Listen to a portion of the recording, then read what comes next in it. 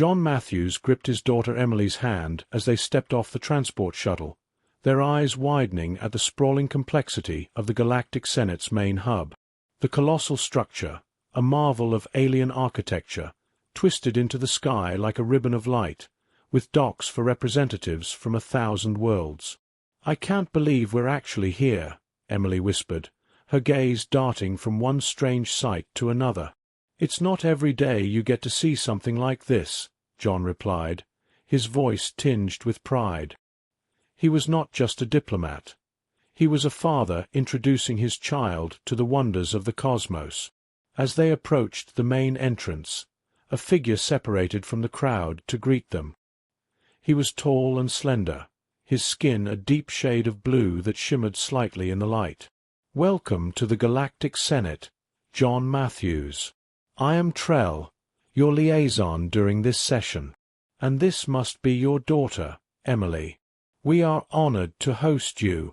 John extended his hand, which Trell clasped in a smooth, four-fingered grip. "Thank you, Trell. We appreciate the hospitality. Please, follow me. I will take you to your quarters and then on to the Senate chamber," Trell said, leading them through the bustling corridors. The halls were lined with delegates and diplomats, each a unique representation of their home worlds. As they walked, John leaned down to Emily. "Remember, honey, everything you see and hear could be crucial for our understanding of the galaxy. This is a rare opportunity to learn." "I will, Dad," Emily nodded, her eyes wide with curiosity. Trell glanced back at them, a smile playing on his lips. "You seem quite eager, young one. The Senate is always pleased to see such enthusiasm in the next generation." Their conversation was interrupted as another figure approached them swiftly. This man was dressed in a sharp, formal uniform that marked him clearly as a military attaché, but his demeanor was warm. "John, it's been too long," he said, clapping John on the shoulder. "Marco, I didn't know you'd be here," John said with a genuine smile, shaking hands with the older man. Marco laughed, his eyes crinkling at the corners. "I wouldn't miss this session for anything, especially not when there's talk of the ancient puzzle on today's agenda." "Puzzle?" Emily interjected, her interest piqued.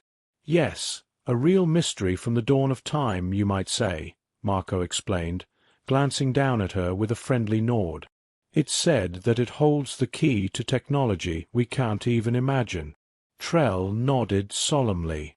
"Indeed, and today we might finally witness its solution.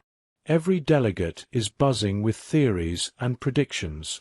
John raised an eyebrow, his interest clearly caught. "Is that so? Well, we're certainly in for an interesting session." As they arrived at their quarters, Trell handed them their credentials. "Rest up," he advised. "The session starts in an hour. I'll come fetch you both." Once Trell and Marco had left, John turned to Emily. "Looks like we jumped right into the middle of something big." Emily nodded, bouncing on her heels. "I can't wait to see that puzzle." John ruffled her hair affectionately. "Let's make a great impression today. We're not just observers. We're part of a larger dialogue now." Together, they prepared to step into the heart of interstellar politics, unaware of how profoundly the coming days would change their lives and the course of human involvement in galactic affairs. Chapter 2. The Puzzle Displayed. After a brief respite in their quarters, John and Emily followed Trell through the labyrinthine corridors of the Galactic Senate. The energy was palpable as they approached the Grand Chamber, a vast arena where species from across the universe gathered to debate and decide. "The ancient puzzle will be displayed in the central dais," Trell explained as they entered. "It has remained unsolved for millennia, with countless scholars failing to unlock its secrets." John nodded, his gaze sweeping over the diverse assembly. "Who has custody of the puzzle now?" "The custodians of Rax," Trell replied, "a reclusive society known for their wisdom and neutrality." As they took their seats, A hush fell over the chamber. Two Raxians, cloaked in shimmering robes, stepped forward, a small ornate box in their hands. With ceremonious precision, they opened the box to reveal the puzzle.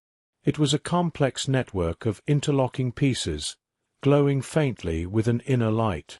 Marco, who had joined them, leaned over to whisper, "Every piece is made from a different element found in the galaxy. It's not just a puzzle, it's a map of sorts."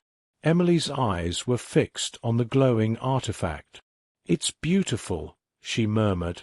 John watched her fascination with a mixture of pride and apprehension. Turning to Marco, he asked, "Has anyone ever come close to solving it?" "Close, perhaps. Successful? Never," Marco chuckled. "It's more of a symbolic challenge now. A test of intellect across civilizations." The Assembly's attention was captured by the Senate Speaker, a tall, imposing figure with a voice that resonated through the chamber. "Esteemed delegates, today we once again bear witness to the challenge of the ancient puzzle. Who among you will attempt to solve the enigma that has baffled the greatest minds of the galaxy?" One by one, representatives from various planets stood to declare their intent to try.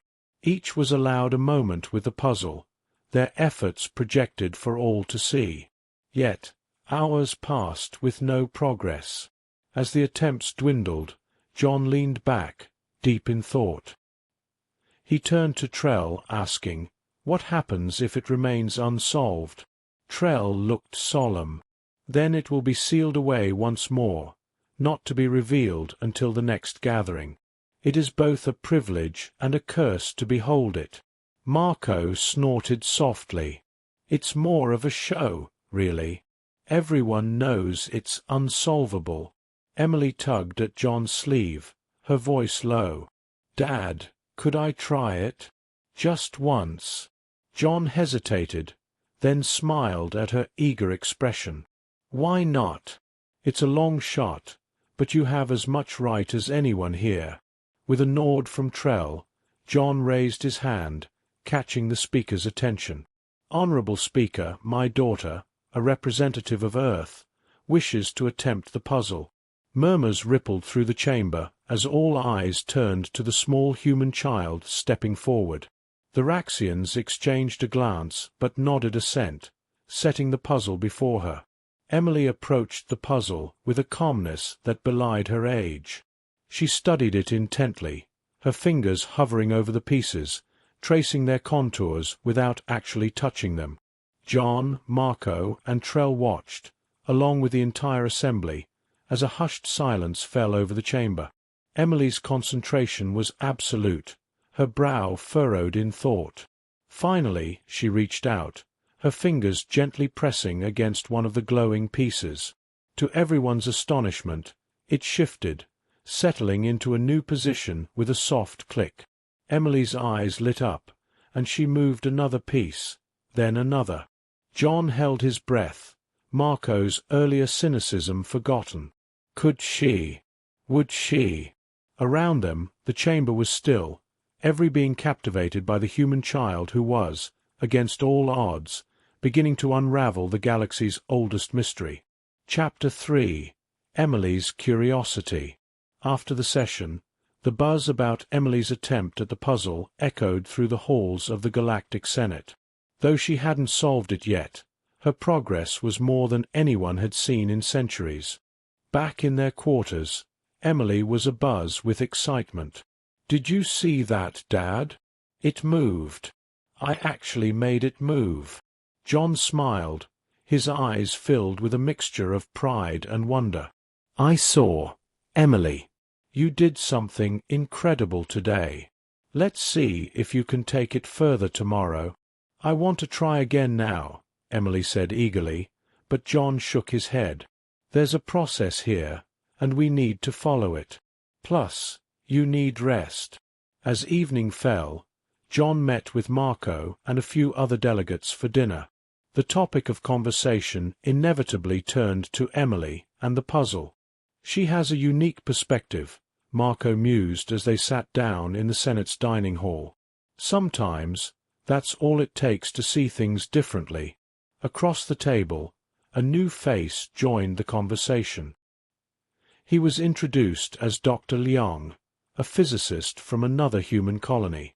"I heard about your daughter," Dr. Liang said, addressing John. "Might I suggest a collaborative approach?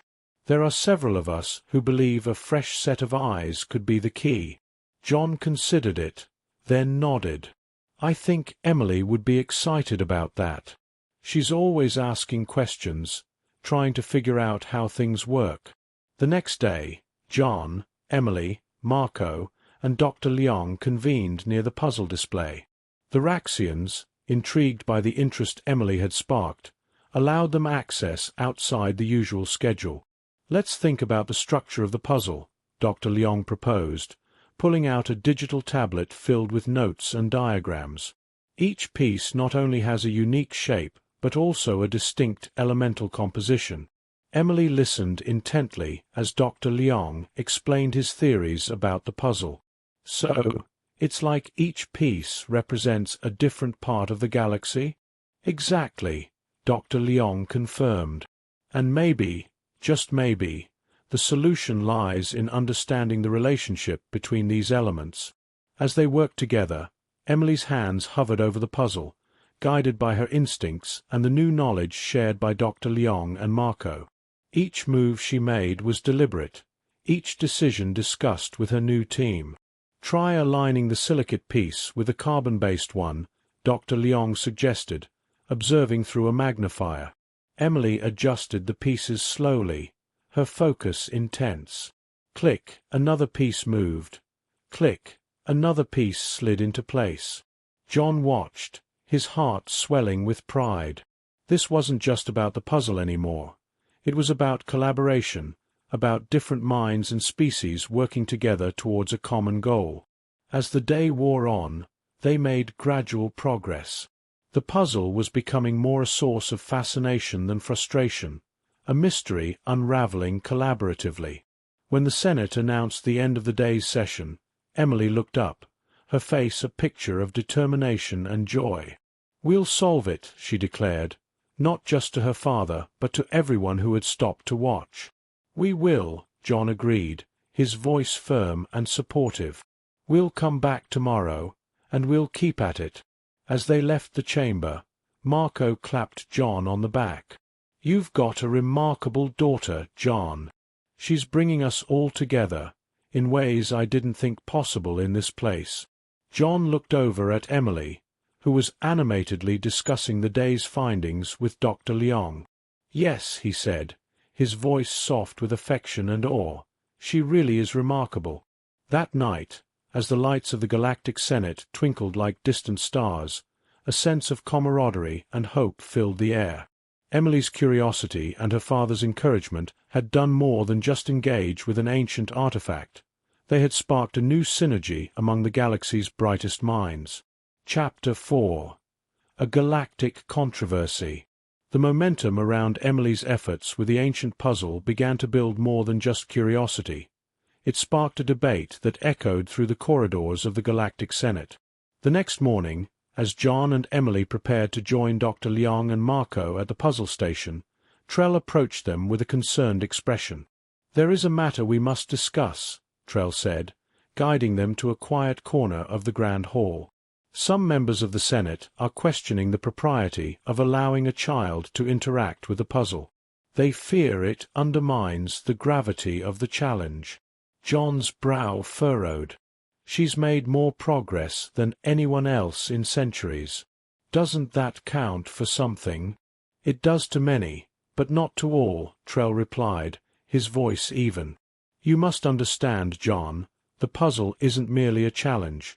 It's a symbol of intellectual supremacy. Some fear that a human child solving it could shift political power." Marco, overhearing the conversation, joined in with a snort. "Power? They're afraid of losing face if a human solves what they couldn't." As they spoke, Dr. Liang approached, tablet in hand, ready for another day's work. "Is there a problem?" he asked, sensing the tension. John explained the situation, and Dr. Liang's eyes narrowed thoughtfully. Perhaps it's time we presented our cooperative approach to the Senate. Show them that this isn't about individual glory, but about collective progress. With a plan in mind, the group made their way to the chamber where the Senate was in session. John requested the floor, and after a few moments he was granted permission to speak. "Honorable members of the Senate," John began, his voice steady despite the sea of eyes upon him. "My daughter's involvement with the ancient puzzle has sparked a lively discussion about its implications.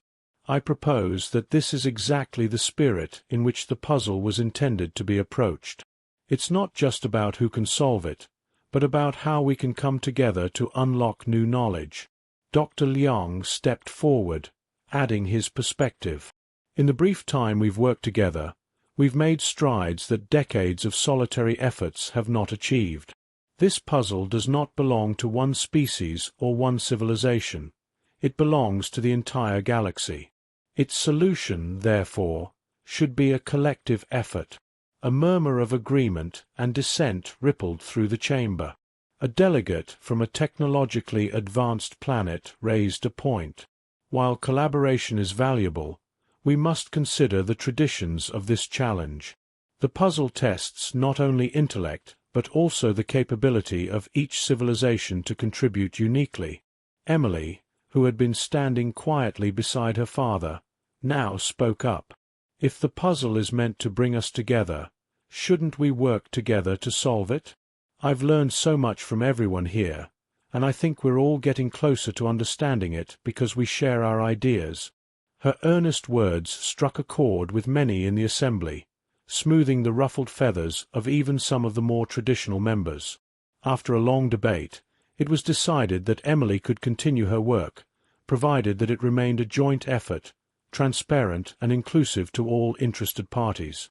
As they exited the chamber, John placed a hand on Emily's shoulder, proud of her courage and eloquence. "You did well today, Emily. Not just in speaking up, but in reminding us all what we're here for." Marco laughed heartily.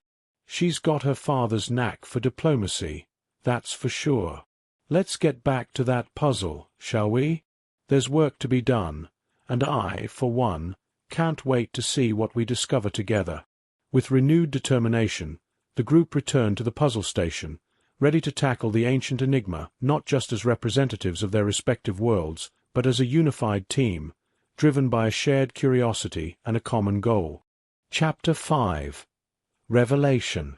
The collaborative atmosphere around the ancient puzzle grew as delegates from various civilizations began to join Emily, John, Dr. Liang, and Marco at the puzzle station. The sense of unity brought an innovative and energetic approach to the long-standing enigma. One morning, as the group congregated around the glowing artifact, a new delegate, an expert in alien archaeology named Dr. Soren, approached with an offer to help. "May I?" he asked, gesturing towards the puzzle with a respectful nod. "Of course, Dr. Soren," John replied, stepping aside to give him room. "We appreciate your insight." Dr. Soren examined the structure closely, his fingers tracing the air above the pieces. In my studies of ancient civilizations, I've often found that puzzles like these are not just scientific challenges, but also cultural expressions. Perhaps we're not just solving a puzzle, but unlocking a story." Emily listened intently, her eyes lighting up with understanding. "So, each piece might represent a different part of that story?" "Exactly," Dr. Soren confirmed, smiling at her enthusiasm.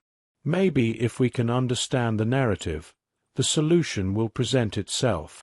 The group discussed this new angle excitedly, each member bringing forward different theories and knowledge from their own cultures.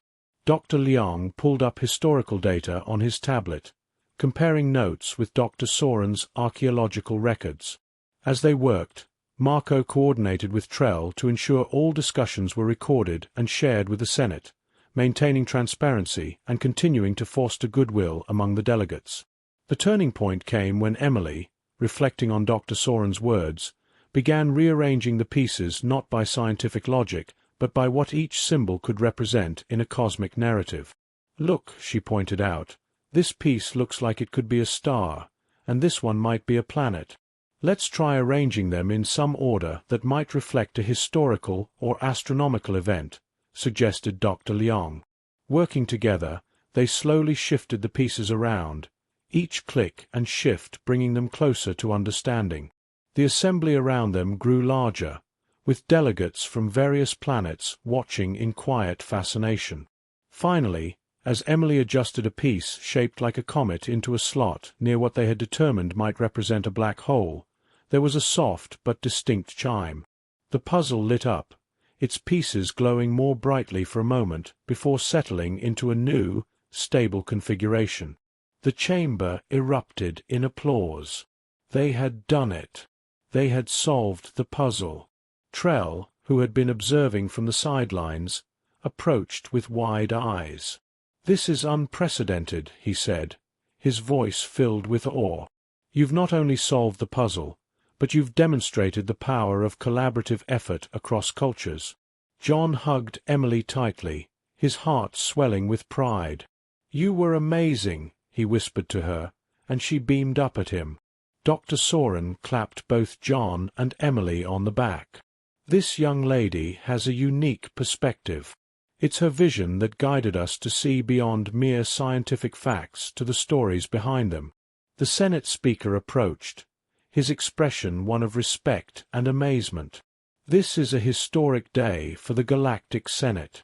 This puzzle, unsolved for millennia, was resolved not by a single brilliant mind but by a collective effort, led by a human child.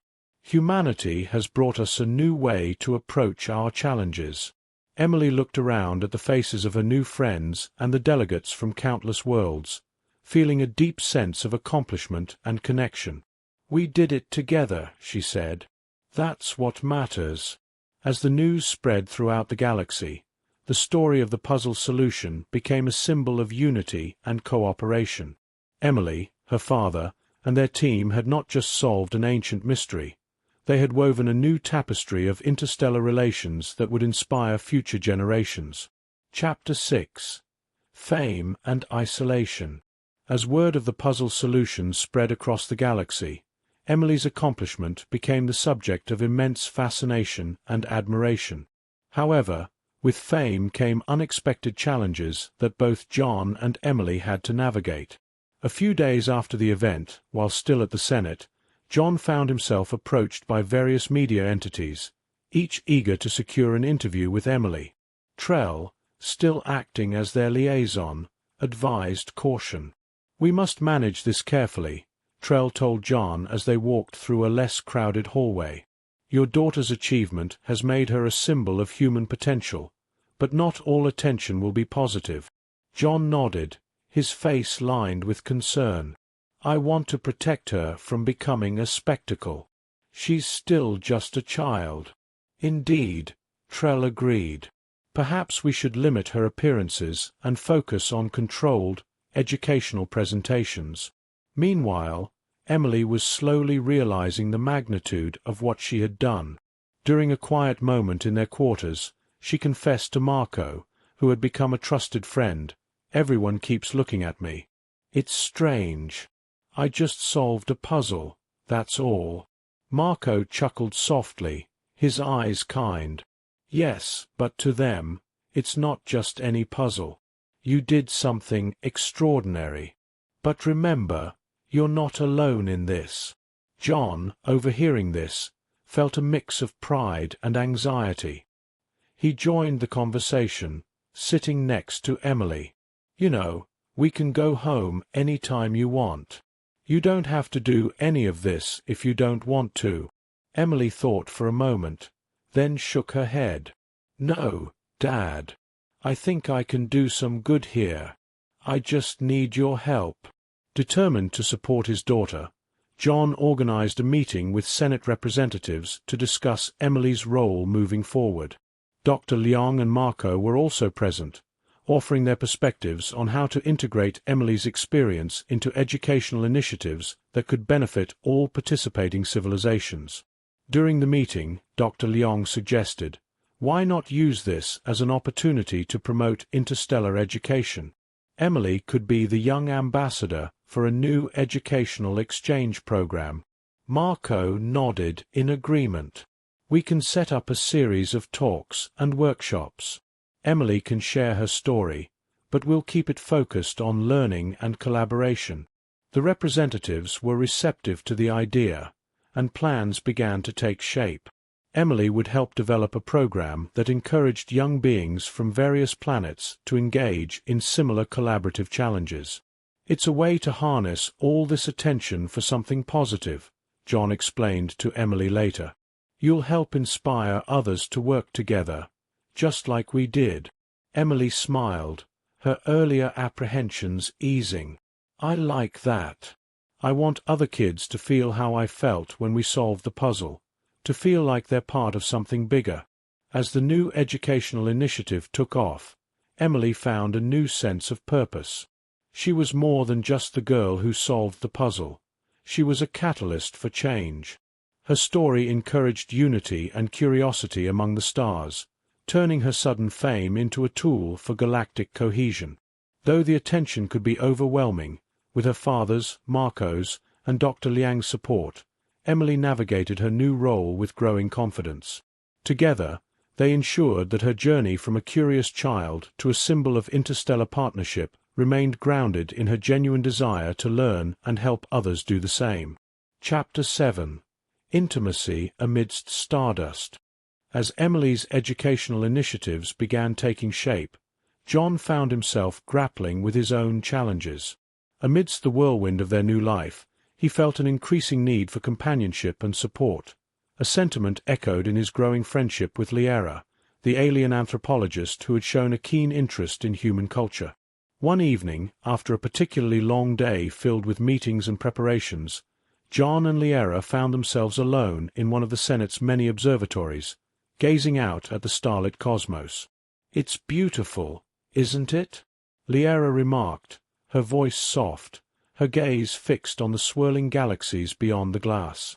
"It is," John agreed, his eyes not on the stars, but on her. "It reminds me of how small our problems really are, in the grand scheme of things."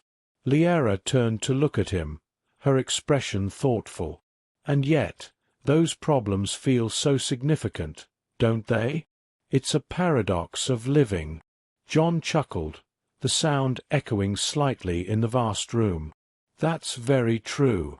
Sometimes I get so caught up in the moment that I forget to just breathe." "Perhaps, then, this is a good moment to just breathe," Liera suggested, moving slightly closer. Their conversation drifted from the stars to more personal territories, hopes, dreams, and the fears they faced in their respective roles. As the night deepened, so did their connection, the initial bonds of friendship seamlessly weaving into something more tender. John was the first to bridge the gap, his hand reaching out to gently touch hers. "Liera, he hesitated, unsure. Liera's hand turned, her fingers intertwining with his. "It's okay, John. I feel it too." Encouraged by her response, John closed the distance between them, his other hand cupping her face gently. Their eyes locked, and for a moment the galaxy seemed to hold its breath. The kiss was tentative at first, a mere whisper of contact that spoke of new possibilities and mutual respect. As they pulled away, both were smiling, a silent acknowledgment of the new territory they had ventured into. "Was that okay?" John asked, his voice low. "It was more than okay," Liera replied, her smile deepening.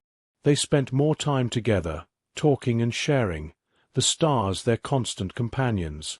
Their relationship grew, a slow and beautiful exploration of emotions and experiences. John introduced Liera to Emily, who took to her instantly. "She's really nice, Dad." "I like her," Emily said one night, her approval clear. "I like her too, Em," John replied, ruffling his daughter's hair. "I really do." As the days turned into weeks, John and Liera found moments of peace and joy amidst their busy schedules. They shared meals, walked the expansive gardens of the Senate complex, and continued their late-night conversations under the stars. Their relationship, rooted in the friendship that had flourished under extraordinary circumstances, became a source of strength for both. It was a reminder that even amidst the vast complexities of the galaxy, the simple acts of sharing, caring, and loving were perhaps the most profound. As the educational initiative launched, with Emily at the forefront, John and Liera supported her, their partnership a testament to the power of human connections, regardless of origin. Together, they faced the future, not just as diplomats or scholars, but as a family united by love and respect for one another. Chapter 8. A New Understanding. As Emily's initiative continued to gather momentum, the ripple effects were felt throughout the Galactic Senate. The successful integration of various species through education and shared goals brought a newfound respect for humanity's role in the interstellar community. In the final session of the Senate before their departure, John stood alongside Liera, ready to present the progress and future plans of the initiative. The chamber was packed, a testament to the intrigue and support the project had garnered. Members of the Senate, John began, his voice echoing in the grand chamber, "We have come a long way since the day my daughter solved the ancient puzzle." That moment was not just about solving a mystery, but about opening doors to new possibilities. Liera took over smoothly, her confidence bolstered by her deepening relationship with John and Emily. Our educational initiative has already seen remarkable participation from young beings across the galaxy. We are not just teaching them about science and history, but about the value of collaboration and mutual understanding. A delegate from a distant planet stood, his voice curious. "Can you share how these interactions have influenced your own understanding of other cultures?" Emily, sitting beside Marco in the first row, stood to answer. "Every day, I learn something new from my friends. We share stories, play games from each other's worlds, and help each other with homework. It's like discovering pieces of a giant puzzle that brings us all together." Nods of approval and murmurs of agreement echoed around the room. The success of the initiative was clear, and the impact profound. John continued, "We believe this is just the beginning. With your support, we can expand this initiative, reaching even more young minds and creating a foundation of unity and cooperation that will benefit all our civilizations." A senior senator, who had initially been skeptical, now voiced his support. "What you have achieved with this initiative is remarkable. I believe it is imperative that we continue to support and expand this program. The future, after all, belongs to our youth." As the session concluded, there was a unanimous vote of confidence and increased funding for the initiative. John, Liera, and Emily were swamped with congratulations and thanks from many delegates. After the session, as they walked through the corridors of the Senate, Emily squeezed John's hand. "Dad, are we really making a difference?" John smiled, looking down at his daughter, who had grown so much in confidence and stature over their time at the Senate. "Yes, Emily, we are. In more ways than you can imagine," Liera added, "and we're doing it together. That's what makes it so special." As they prepared to leave the Senate and return to their home planet, John felt a surge of optimism about the future. His relationship with Liera had blossomed into a partnership that he valued deeply, and Emily had matured into a thoughtful and influential young leader.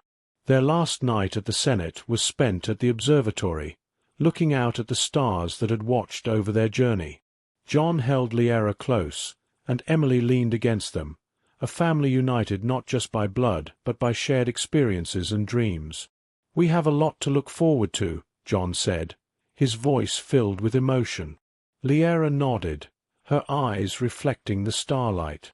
"Yes, we do. Together." As they returned home, the lessons learned and the relationships forged during their time at the Senate continued to resonate. Humanity's role in the galaxy had changed, guided by the wisdom of a child who had shown that even the oldest puzzles could be solved with new perspectives and cooperation.